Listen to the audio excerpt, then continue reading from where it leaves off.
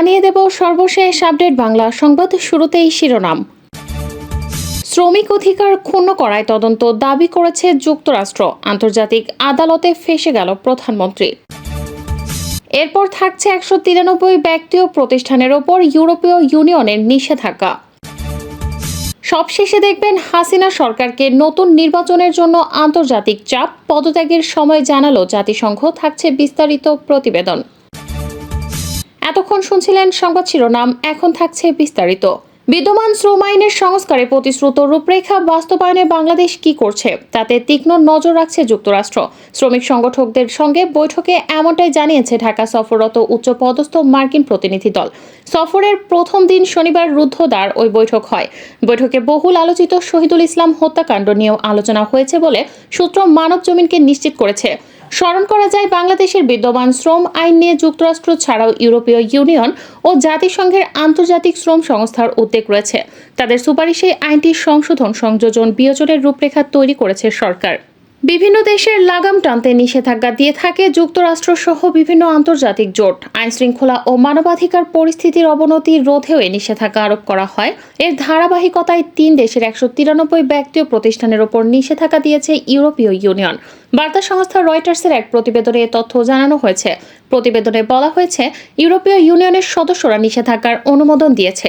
এর আওতায় প্রায় 200 ব্যক্তি ও প্রতিষ্ঠানের বিরুদ্ধে নিষেধাজ্ঞা দেওয়া হবে। ইইউ এর কূটনৈতিক সূত্র জানিয়েছে, নতুন এই নিষেধাজ্ঞার আওতায় 193 ব্যক্তি ও প্রতিষ্ঠানকে তালিকাভুক্ত করা হয়েছে। এসব ব্যক্তি ও প্রতিষ্ঠান সংশ্লিষ্টরা ইউরোপীয় ইউনিয়নে ভ্রমণ বা ব্যবসায়িক কার্যক্রম পরিচালনা করতে পারবে না। যুক্তরাষ্ট্রের ইলিনয় স্টেট ইউনিভার্সিটির pathways of autocratization the tumultuous journey of Bangladeshi politics প্রকাশিত হয়েছে, যেখানে তিনি লিখেছেন, গণতন্ত্রের ক্রমশ পতন, প্রধানমন্ত্রী শেখ হাসিনার হাতে ক্ষমতা কেন্দ্রীভূতকরণ, কার্যকর বিরোধী দলবিহীন আইনসভা, সুশীল সমাজের অবক্ষয়, পক্ষপাত দুষ্ট বেসামরিক প্রশাসন এবং আপোষ করা বিচার ব্যবস্থার পথ বেছে নিয়েছে ক্ষমতাসীন দল। নিপীড়নের মাধ্যমে এবং আইনি প্রক্রিয়ায় নিপীড়নের হুমকি দিয়ে মিডিয়াকে পরানুগত্য করায় ভয়ের পরিবেশ তৈরি হয়েছে। তবে এই পরানুগত্য একচেটিয়াভাবে জোরপূর্বক ছিল না। মিডিয়ার মালিক এবং সাংবাদিকদের আদর্শগত সখ্যতা এবং পক্ষপাতমূলক সম্পর্ক এই প্রক্রিয়ায় গুরুত্বপূর্ণ ভূমিকা পালন করেছে, যা কিছুটা গণতন্ত্রের স্বেচ্ছা মৃত্যুদণ্ডের মতো। বাংলাদেশে গণতন্ত্রের প্রসঙ্গ নিয়ে আবারও কথা বলেছে যুক্তরাষ্ট্র। সাংবাদিকের প্রশ্নের জবাবে এ বিষয়ে কথা বলেছেন মার্কিন উপসহকারী পররাষ্ট্রমন্ত্রী আফরিন আক্তার। এ সময় সাংবাদিক জানতে চান, বাংলাদেশে গণতন্ত্র প্রতিষ্ঠায় যুক্তরাষ্ট্র কোনো সুনির্দিষ্ট ব্যবস্থা নিয়েছে কিনা। তিনি বলেন, আমরা কিছু সমালোচনা দেখেছি এবং আমি ওয়াল স্ট্রিট জার্নালের অংশটি উল্লেখ করতে পারি যে তারা লিখেছে যুক্তরাষ্ট্র বাংলাদেশে গণতন্ত্র বিকাশের ক্ষেত্রে পিছু হটেছে। তাহলে এখন আপনার অবস্থান কি? জবাবে মার্কিন উপসহকারী পররাষ্ট্রমন্ত্রী বলেন, আমরা গণতান্ত্রিক প্রতিষ্ঠান বাংলাদেশে গণতন্ত্রের পরিবেশ তৈরি করার দিকে মনোনিবেশ করতে চাই। গণতান্ত্রিক প্রতিষ্ঠানগুলো গড়ে তোলার জন্য, যা বাংলাদেশকে আরও বেশি গণতান্ত্রিক হতে সাহায্য করবে।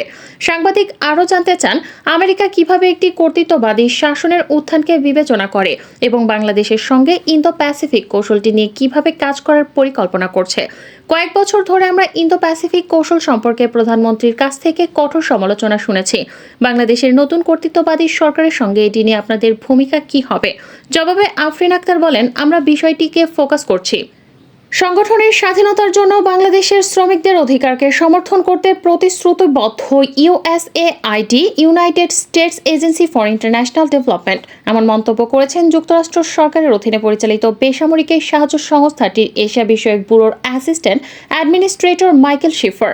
বাংলাদেশ সময় রবিবার সকালে তিনি নিজের অফিসিয়াল এক্স হ্যান্ডেলে লিখেছেন, প্রতিশ্রুতিবদ্ধ শ্রমিকদের লিভিং ওয়েজ এবং আরও ভালো কাজের পরিবেশের জন্য সম্মিলিতভাবে দর কষাকষিতেও প্রতিশ্রুতিবদ্ধ। উল্লেখ্য, শনিবার 3 দিনের সফরে বাংলাদেশে আসা যুক্তরাষ্ট্রের প্রতিনিধি দলের অন্যতম সদস্য হলেন মাইকেল শিফার।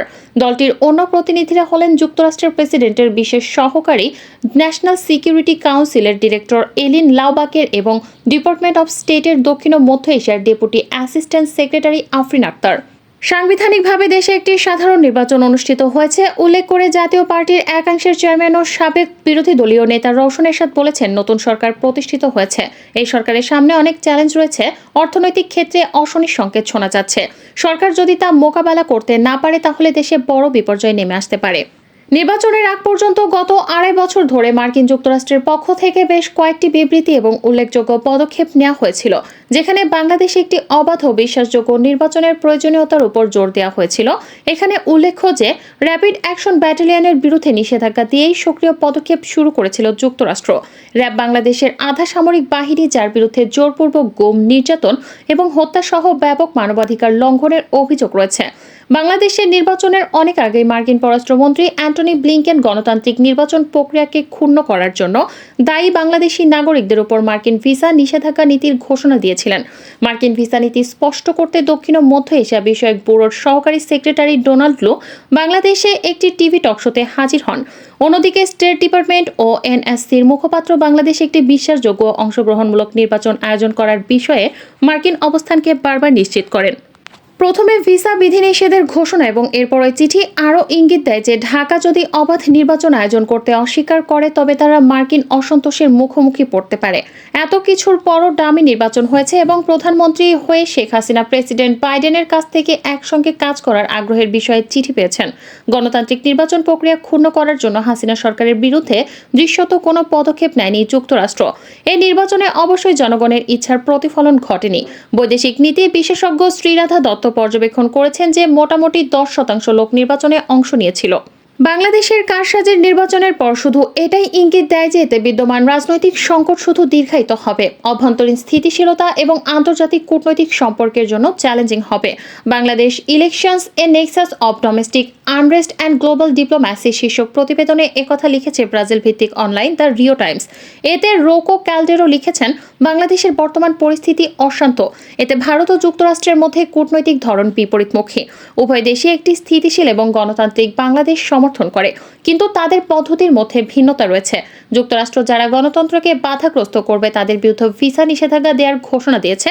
পক্ষান্তরে নির্বাচনকে বাংলাদেশের অভ্যন্তরীণ বিষয় বলে মনে করে ভারত। তারা এখানে গণতান্ত্রিক প্রক্রিয়ার প্রতি সমর্থন দিয়েছে। প্রধানমন্ত্রী শেখ হাসিনা তার দল আওয়ামী লীগের নেতৃত্ব দিচ্ছেন। নির্বাচনে কারসাজির অভিযোগের মধ্যে তিনি চতুর্থ মেয়াদে নির্বাচিত হলেন। অন্যদিকে নির্বাচন বর্জন করছে বিরোধী জাতীয়তাবাদী দল বিএনপি সহ আরও কিছু দল। তারা প্রধানমন্ত্রী শেখ হাসিনার পদত্যাগ ও নির্দলীয় তত্ত্বাবধায়ক সরকার দাবি করছে। তিনি আরও লিখেছেন, বাংলাদেশ নিয়ে যুক্তরাষ্ট্রের অবস্থান দৃঢ়। তারা এখানে গণতান্ত্রিক অখণ্ডতা নিয়ে উদ্বিগ্ন। এই অবস্থা ভারতের কূটনৈতিক অবস্থানের বিপরীত। আঞ্চলিক অগ্রাধিকারের সঙ্গে এতে মতবিরোধ প্রতিফলিত। বাংলাদেশের পশ্চাৎগামী গণতান্ত্রিক প্রক্রিয়ার বিষয়ে যুক্তরাষ্ট্রের দৃষ্টি আকর্ষণে প্রবাসী বাংলাদেশিদের ব্যবহার করছে বিএনপি। বাংলাদেশের উল্লেখযোগ্য প্রতিরক্ষা সরঞ্জাম সরবরাহকারী এবং বাণিজ্যিক অংশীদার চীন। এতে জটিলতা আরও বৃদ্ধি পেয়েছে। বাংলাদেশের বিষয়ে যুক্তরাষ্ট্রের জড়িত হওয়ার সমালোচনা করেছে চীন।